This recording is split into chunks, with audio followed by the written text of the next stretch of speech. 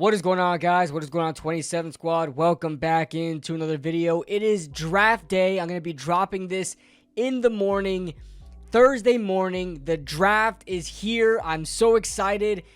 It's going to be a wild weekend. There's going to be a lot of content on the channel and a lot of platforms, Twitter, Instagram, YouTube, TikTok, and I'm also going to be on Bleacher Report tomorrow to do day 2 along with 3 other content creators from the NFC East. It's going to be great. Make sure you guys follow me on all platforms there and catch me on the Bleacher Report app too, man. It's going to be a lot of fun. But this is going to be my final mock draft of the 2024 season. I wish I had enough time to even make a 3-round mock draft or even a 2-round mock draft. I just don't have the time right now. And I also was going to make a New York Giants mock draft, just didn't get around to it. But however, I think I provided enough content from the draft, both in general draft stuff and Giants draft stuff, to suffice. And I'm kind of getting burnt out of these things. So that being said, I have to drop my final mock draft, and we're going to do that right now. Also, I'll be live for the first round, so make sure you tune into the channel. I'll put the link soon that you guys can be reminded of. Hit the notification bell on it. So, all right. So, number 1 overall. Let's not waste too much time on it. Let's make up some for some lost time with that long intro and just draft Caleb Williams and not say a word after that. All right. So now there are a lot of talk, not even about Jaden Daniels as much, just about Drake May and about where he's going. There is the Drake May to New England. There is the Drake May to the Vikings. There's a lot of Drake May talk to the Giants. This tells me that Drake May is going to be available after 2. Now, we already heard a lot of rumblings about Jaden Daniels, and then Drake May at 2, and then even JJ McCarthy at 2. That's kind of winded down a little bit, but we're hearing a lot of Drake May talk in other picks besides 2. So that tells me that Washington is going to go Jaden Daniels here. So I'm going to go Jaden Daniels. I know there's a connection also with the offensive coordinator over there, whose name is King something. I don't even know. I'm blanking on the man's name as soon as I hit record. But the former head coach for Arizona is there. I hear he really likes Jaden Daniels, especially for the scheme that they run over there, that they're going to be running over there in Washington. So, yeah, I'm going to say Jaden Daniels here. It may even be Drake May. It is what it is. I'm just going to go with my gut here. I'm going to say Jaden Daniels. I like Drake May more, however. And then I'm just going to go right back and go Drake May at number 3. I know there's a lot of talk with a trade down. Giants and Vikings are really getting aggressive with trying to trade up to the 3rd spot. But I don't see it happening. I just see Drake May going to New England. And even if he has to sit behind Jacoby Brissett for a year or half a year, I still think Drake May is the best quarterback to do that with. Let's go with Arizona. Marvin Harrison Jr., there's talk about them trading down. I don't think they should. The reason why you trade down in drafts is so you could acquire more picks in a draft, and this is the draft to do so. It's to use those high picks, and you have already another first-round pick later. Don't overthink it. Get Marvin Harrison Jr. He's the best player in this draft, and you're getting him with the 4th pick. Just grab him up here. All right, this is where we're going to get interesting here. Los Angeles Chargers. This is a team that I believe, oh, they do have a 2nd-round pick. It doesn't matter. They need more talent. They lost a lot of talent, especially on the offensive side of the football. They want to get a lot better there. So we're going to have a trade going, and it's already set up for me. Perfect. With the Minnesota Vikings here, compensation is like, I really don't care about the conversation. This is not what it's for. They'll make it happen. We're going to force the trade here. And now Minnesota is on the board and on the clock, and we're going to go with JJ McCarthy. There is some talk that the Giants really like JJ McCarthy, and I'm praying to God that Minnesota goes ahead and snipes McCarthy from the Giants, because I'm hearing a lot of things that the Giants will not leave. I'm hearing a lot of talk that the Giants will not leave the draft without a quarterback. Whether that be day 1 or day 2, they are not leaving without drafting a quarterback. I believe it. I really do believe it. I really hope that pick is Michael Penix. And I wouldn't even mind if it's JJ McCarthy later. I just don't want to use the 6th pick on JJ McCarthy or Michael Penix. So, all right, so let's go with the 6th pick. I have the Giants going Malik Neighbors here. It just seems the most likely out of this situation. There is also another report. I'm sorry I'm sticking on the Giants for too long, guys. Those of you that are not Giants fans, I'm sorry. But there is another report and I don't know if this is true or not because the Giants are linked to like every single quarterback in this draft. There is a report that the Giants will settle it for Michael Penix at 6 should the opportunity present itself. Should 4 quarterbacks go in the top 5, they're willing to take a 5th quarterback with the 6th pick. I don't know how true that is, but I would just go with Malik Neighbors and try your luck in trading back up into the 1st round and getting Michael Penix. I don't know how you would be able to do that. You may have to sacrifice a 1st round pick next year, but hey, you're getting Malik and Michael Penix. I would do it. Or Rome Odunze, to each their own. I just feel like Malik Neighbors fits the scheme a lot better. All right, this is another no-brainer pick we could save some time on. Joe Alt going to the Titans. I'm sorry, Titans fans. I know this is like the only pick you guys see on mock drafts, and it's not fun, but it's just the pick. Joe Alt, you are a Tennessee Titan. Now, the Falcons can go in many different directions here, and many different players at different positions. I've seen Leatu Latu, who's my favorite player, my favorite defensive player in this draft. I see a lot of other picks, Jared Verse even. I'm going to go with the basic one, Dallas Turner. I just feel like he fits the scheme more. I know he's a little bit less experienced than a Jared Verse is. He's probably going to be a better, Verse is probably a better player out the draft than Verse, but then Turner, but Turner is athletically gifted, has a lot to learn, and I feel like Raheem Morris can get that out of Dallas Turner and get yourself a good pass rusher there. More of a run against the run player, but can turn him into a really good pass rusher. I think he has the tools to do so. The Bears, there's a lot of talk that they might even trade down here. I don't know where they would trade down to. That's a big question, so I'm going to say they just take best player available. You cannot go wrong with Rome Odunze. I mean, it would obviously, if you have 2 picks in the top 10, you might want to trade one of those picks to acquire more picks in later drafts. But when you have Rome Odunze staring at you in the face, I just don't see how you don't take this up here. The Jets, I don't know why everybody's talking about the Jets moving up a couple spots. Like, they don't have a 2nd round pick. They got a 3rd rounder at 72. It's early in the 3rd round. I get it. I just don't see a team that's going to be like, okay, maybe the Falcons,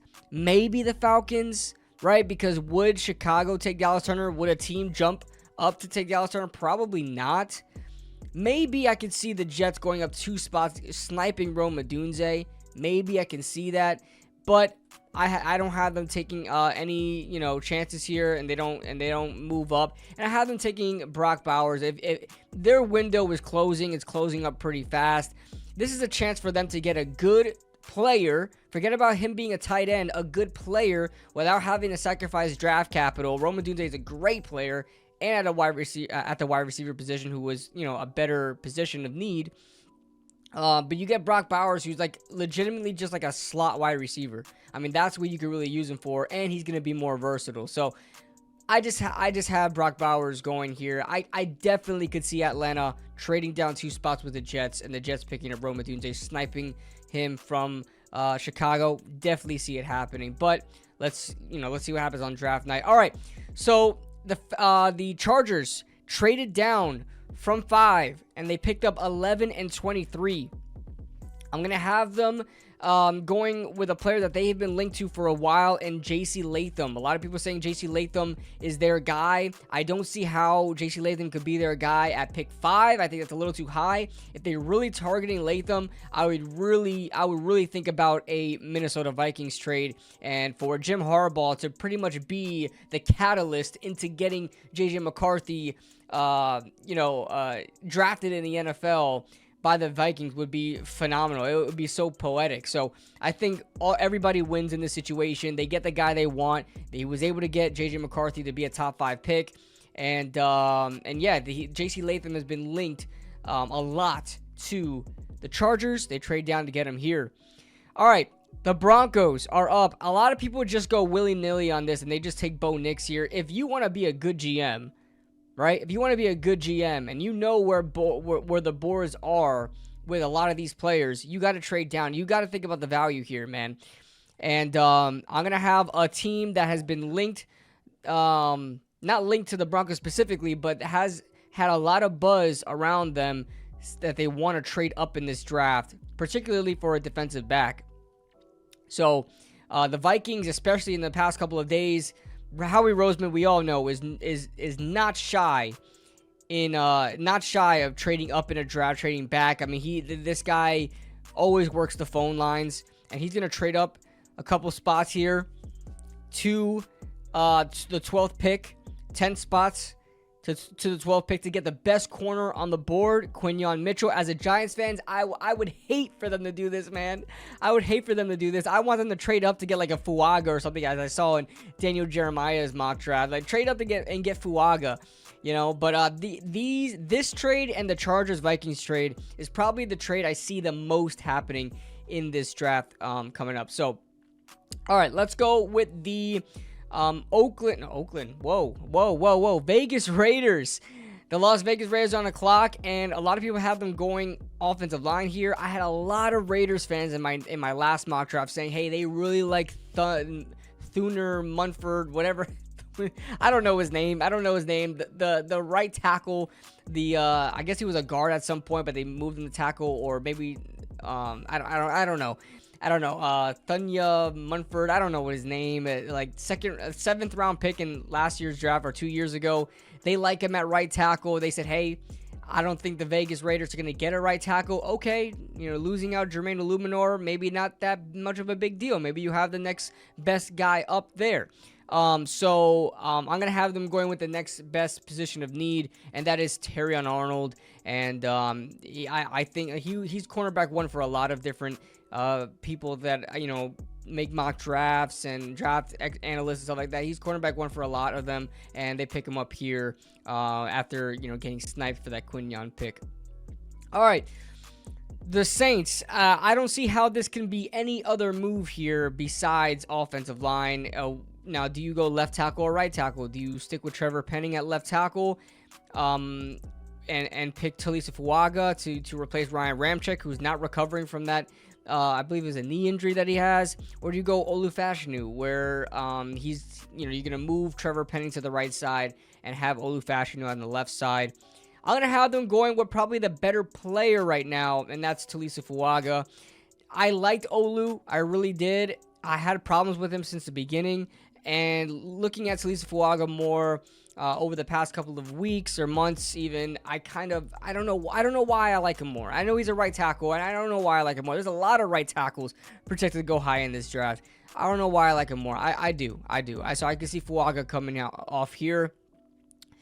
Huge upgrade to that offensive line, and would be absolutely dominant in the run game for them. All right, so we have the Colts on the clock right here. They look at their pool right here, and they have a lot of decent guys, on the board here that they can definitely draft. These two defensive interior players. They can get Cooper DeJean. They can go different directions here. I'm gonna have them opening up the phone lines, seeing what other capital they could pick it up. They are a rebuilding team. They're in no rush to really make a run right now. They're trying to build a team around Anthony Richardson, who's coming off of an injury. So I'm gonna have them trading back here with a team that has been projected to trade up in different spots in this draft, and I'm gonna have them trading up with the Green Bay Packers. And they're going to give up a couple of, I think I had 25, 58, and like 202 or something like that for 15. It's going to say it's not interested. I don't care. We're forcing this trade. And now the Green Bay Packers are on the clock. And, what are they targeting here?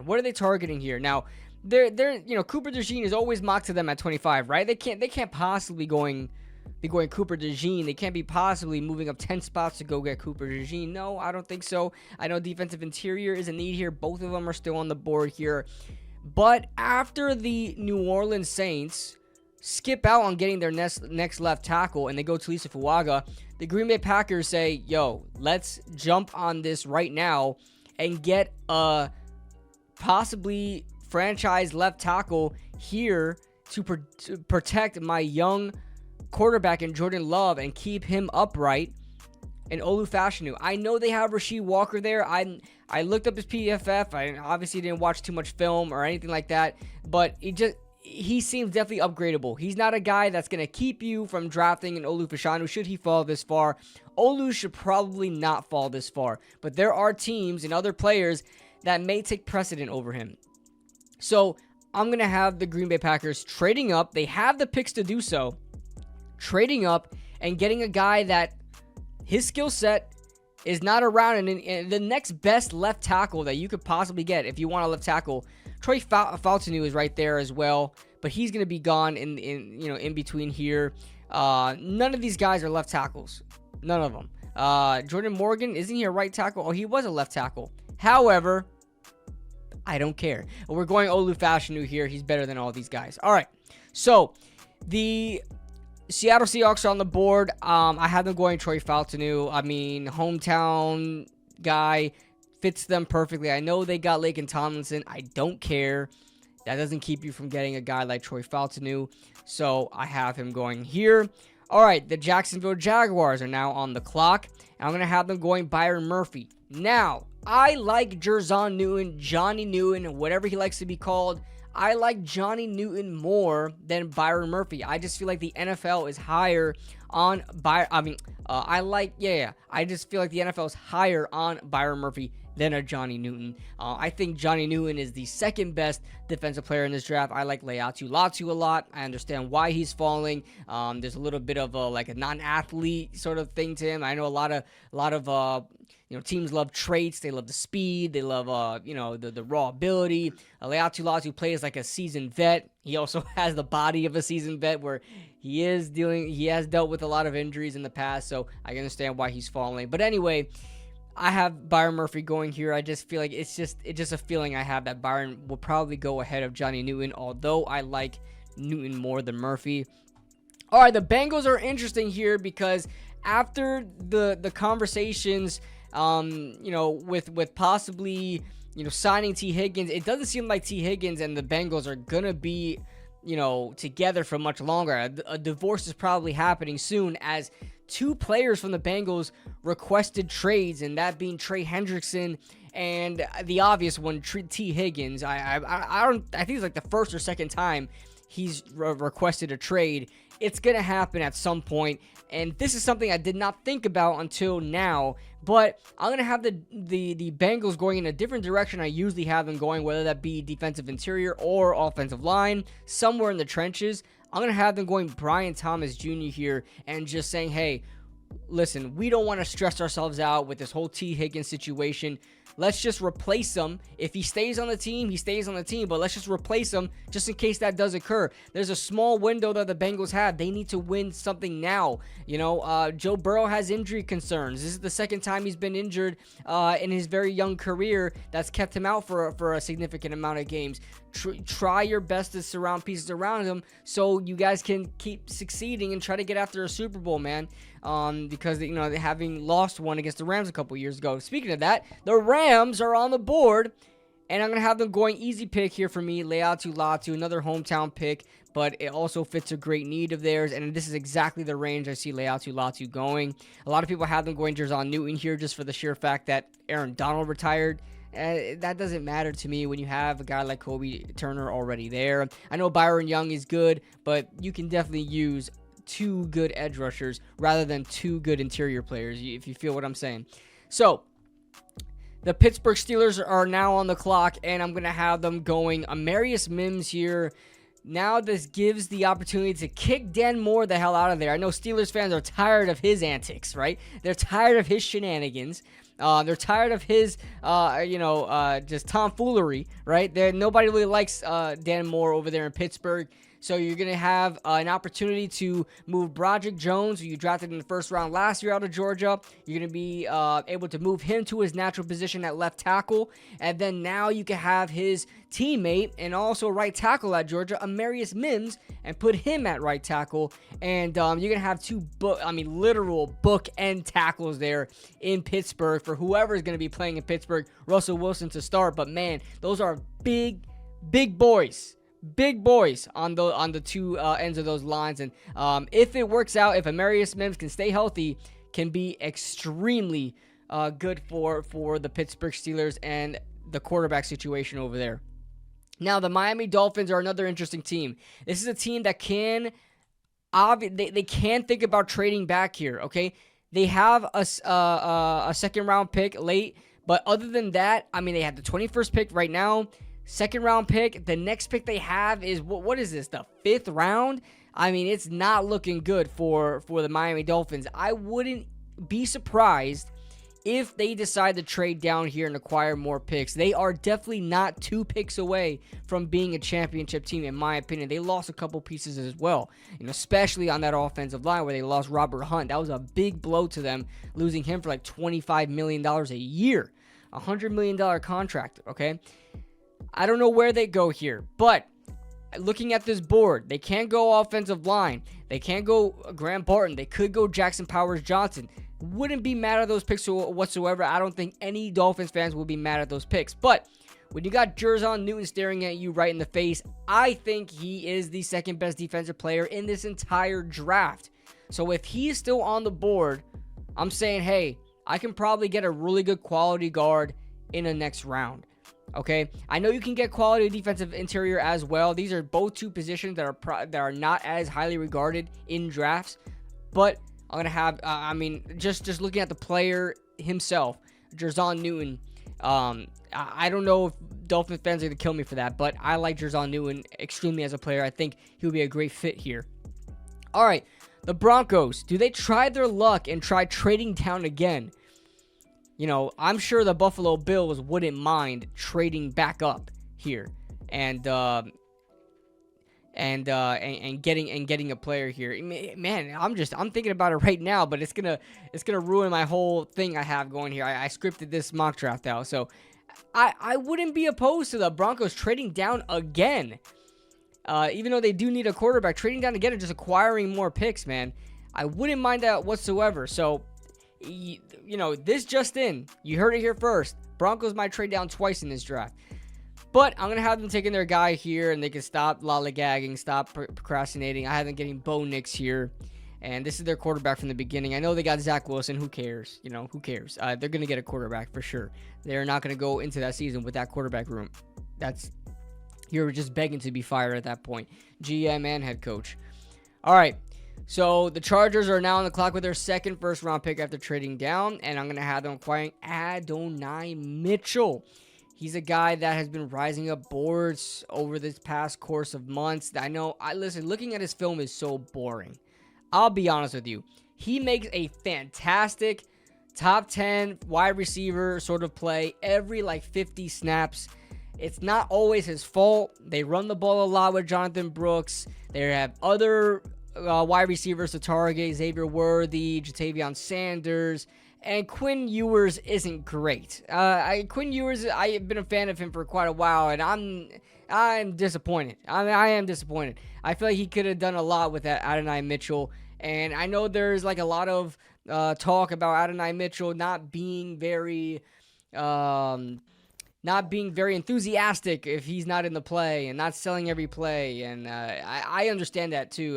Watching his tape was so frustrating, man. He just looked like he didn't want to be on the field half the time. He ran lazy routes. I almost thought he was a bad route runner. I put it on my notes because I saw 25 snaps from him. I'm like, this guy cannot run routes. He's slow off the mark. But when he knows he's getting the ball, that man, my man is putting the moves on guys and making great cuts for a guy his size. He can definitely run routes. So I like Adonai Mitchell. I think he can go anywhere in this draft. Somewhere around right outside the top 10 to all the way down to where the Chiefs are in the first round. I have them going here because they just need wide receiver help. All right, the Dallas Cowboys are on the clock, and I have been getting Graham Barton here. This is a great match made in heaven type pick. He's a guy that's going to be able to play all over the line. The Dallas Cowboys have been absolutely infamous for taking offensive linemen and moving them in position, out of position. They did it with Zach Martin a couple years ago in the 2014 draft. They did it a couple years ago with Smith, Tyler Smith. and they moved him into guard, and he plays like at an all-pro level at guard. So they're no strangers to drafting offensive linemen and moving them in places that they need them at. So Graham Barton was probably a pick that is a lockdown pick. Should Graham Barton be available, he's probably getting taken by the Cowboys. All right, so now the Colts are on the clock, and they get a player they could have gotten at 15, and they got another second-round pick. So I have them getting Cooper DeJean here. I think this is a great pick. They definitely need cornerback help. He's my top corner in this draft.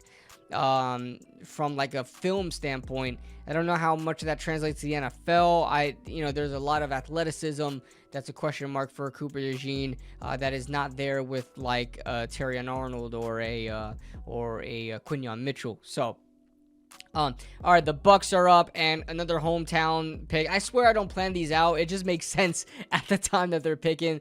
Jared Verse falls all the way down to 26. I just couldn't find anywhere else for me to put Jared Verse.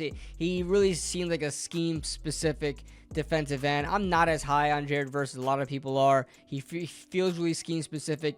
I don't think he should be a stand-up pass rusher in any sense of it at all. Just watching his film, just doesn't look like he has the burst from at a stand-up, 9 tech edge, that a lot of these, college teams run and a lot of these NFL defenses run now. But the Bucks are no stranger from getting bigger defensive end talent and utilizing them in different ways. You've seen that with a lot of players like Joe Tryon, who's a bigger defensive end. He stands up a lot, So I just feel like it's a good pick here for the Bucks. All right, moving on to the Arizona Cardinals. And I have them getting Nate Wiggins here. This is another match made in heaven type pick for me. Nate Wiggins is a off man, soft zone corner that has great coverage skills, can break on the ball quickly, and that is a Vic Fangio sort of defensive player. And with Jonathan Gannon being a Vic Fangio disciple and runs his defense very similar, especially in his time in Philadelphia, Nate Wiggins would be a great pick here for the Arizona Cardinals. All right, so the Buffalo Bills, man, they can like I said, they can definitely trade up. They have picks to do so. They got a lot of late picks. I don't know if they want to give up a second-round pick or their fourth-round pick here they have another fourth here, but I don't know if they want to give that up to, get an Adonai Mitchell. They definitely can. I have them just sticking to their guns here and just taking Troy Franklin here. I know Franklin has kind of been, especially after the combine, I agree, it was a terrible combine from him. But he's still a really good player, especially if you watch him on film. It has really good footwork and really good releases for a guy his size. I know he's very undersized as far as weight goes, but I like Troy Franklin, man. I still think he can be a guy to go at the back end of the first round. I have the Buffalo Bills taking the best wide receiver they can because they lost Gabe Davis. You lose Stephon Diggs. Your best player right now is probably Khalil Shakur. Boise State Bronco. I love my Boise State guys, but I don't. You gotta come out of this first round with a wide receiver, and this is the only one that was available to them. Like I said, they can definitely trade up as well. I wouldn't be shocked at all. It might be a race between the Bills and the Chiefs. Rivals in the playoffs, now rivals in the draft. I wouldn't be surprised if they get into a bidding war for a wide receiver in the back end here. The Lions are now on the clock, and the Lions are a team that is so well off. They went from one of the worst rosters, right? They went from one of the rosters that's like, damn, they need everything. And Dan Campbell comes in, the whole kneecap thing, everything. Everybody thinks he's a joke. They have one of the best rosters in the NFL. They came out with some nice. I really don't care for their new uniforms as much, but they came out with some like blackout uniforms that I like. But they're like revamping their entire team, man, and I love it. But they don't really have a lot of needs. They can definitely trade down here with a quarterback needy team that wants Michael Penix. I heard the Rams are interested in Michael Penix, getting him for the foreseeable future. I've heard the Raiders, obviously. I've heard the New Orleans Saints, and of course my New York Giants. Can definitely see them trading down here. Michael Penix being the pick at 29. But I'm going to have them going with Kool-Aid McKinstry here. You know, they had the whole Cam Sutton situation happen, and they could use corner anyway, so they go ahead and get a corner here and just stick to their guns. Like I said, they could trade down. We'll see what happens. All right, Baltimore, they did a lot of work on Jordan Morgan. They need a left tackle, and they get one here. Jordan Morgan, easy pick for me. Or they could use a tackle anywhere. I don't know where they're going to put him specifically. I think Ronnie Stanley's still there, isn't he? I believe so. Is he still there? Anyway, I haven't looked at the roster in a while. But the 49ers are on the clock. Listen here, 49ers fan. I know you guys got pissed at me for the Ladd McConkey pick last mock draft. I understand. Don't get mad at me, all right? I'm trying to make it up to you guys, okay? I really think, first of all, I really think it's offensive line here. You could go corner. A lot of 49er fans really want corner. I think you're okay there. If there's a corner that presents himself in this situation, there's no corner worth taking here, right? The next best corner is Rakestraw. Come on. All right. I really think dark horse pick here, Christian Haynes. I know he's 60th on this board, right? I really think Christian Haynes would be a phenomenal pick here, and you wouldn't think twice about it. Move John Feliciano back to center, and you put Christian Haynes at guard. I think Christian Haynes is going to be the best interior offensive lineman in this draft. 49ers fans, keep that in mind. I'm trying to help you out here. But I'm going to have you going, Jackson Powers Johnson staring at you in the face. He shouldn't be here. He should not be here. Have you taken him here? You shouldn't get mad at this at all. This is a slam dunk pick. You guys need a center desperately. I don't know what you're doing with John Feliciano. Last I checked the hour last, he's playing guard. I thought he played fine for you guys at center. I don't know. But Jackson Powers Johnson, he could play guard or center. I think he could play guard or center. He has the athletic ability to play both positions. So, slam dunk pick here. Don't get mad. This is your pick. And then now the Chiefs. The Chiefs are, man, it's a bad situation for the Chiefs. They can go ahead and get Ladd McConkey here. Do you want another short receiver? Ladd McConkey's a perfect pick for the Chiefs because they're all about timing. They're all about short to intermediate routes. They love their route running receivers. Ladd McConkey is perfect for timing routes for Patrick Mahomes, so technical with it. I could see this being a pick here, but they have so many wide receivers that are just like Ladd McConkey. It's just like, why? You know, why? Would you want to keep experimenting with these guys? And they need a left tackle as well. Like I said, the next best left tackle is Kingsley Suamataia, or Suamatea, however you say it. I think they go with him here. And I'm not going to pick it yet because it's going to reset this whole thing. I think they go with Kingsley here. I don't like him at all. I have a 3rd round grade on Kingsley Suamataia. I have a 3rd round grade on him, but the Chiefs are no stranger to getting offensive linemen and making them good, right? Making them pretty damn good. They don't really have. I know they lost that Super Bowl with some poverty at offensive line, but they switched that up really quick. And this is like the next. I mean, I like Kieran Amagaji here too, but coming from an FCS school, taking him in the 1st round is a risk. It is a risk. BYU, I think they're Power 5 now. Am I wrong about that? Are they Power 5 now, or are they still in West, whatever it's called, Mountain West? I don't know. But either way, I'm going to have them taking Kingsley here, and that concludes my mock draft. Let me see. Why is it taking so long? All right, so this is my mock draft, everybody. Let's see how it goes. This is my, I guess, predictive mock, right? I don't really know what the controversy is in the later rounds. I don't know who likes who. Besides, you know, Denver being linked to Bo Nix. I really think, I mean, this is all intuition here. Jordan Morgan has a lot of links to the Baltimore, but other than that, I don't really, I'm really just shooting the shit here. But you know, it's predicted between like the first 1 to 15 selections. So, all right. So that being said, whoa. That being said, everybody, thank you guys for watching. If you guys enjoyed it, make sure you guys hit that like button and subscribe if you guys are new to the channel. All that being said, I am Kid Blue. I'll see you guys in the next video. Woo!